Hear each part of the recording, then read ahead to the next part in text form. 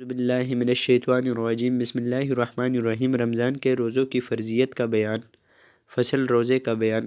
صحیح بخاری حدیث نمبر 1891۔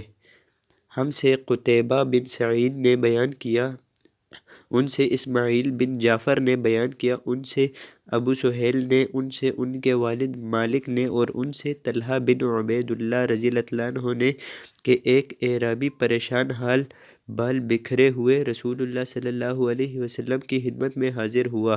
اس نے پوچھا، یا رسول اللہ، بتائیے مجھ پر اللہ تعالیٰ نے کتنی نمازیں فرض کی ہیں؟ آپ صلی اللہ علیہ وسلم نے فرمایا کہ 5 نمازیں، یہ اور بات ہے کہ تم اپنی طرف سے نفل پڑھ لو۔ پھر اس نے کہا، بتائیے اللہ تعالیٰ نے مجھ پر کتنے روزے فرض کیے ہیں؟ نبی کریم صلی اللہ علیہ وسلم نے فرمایا کہ رمضان کے مہینے کے، یہ اور بات ہے کہ تم خود اپنے طور پر کچھ نفلی روزے اور بھی رکھ لو۔ پھر اس نے پوچھا، اور بتائیے زکوٰۃ کس طرح مجھ پر اللہ تعالیٰ نے فرض کی ہے؟ آپ صلی اللہ علیہ وسلم نے اس شرع اسلام کی باتیں بتا دی۔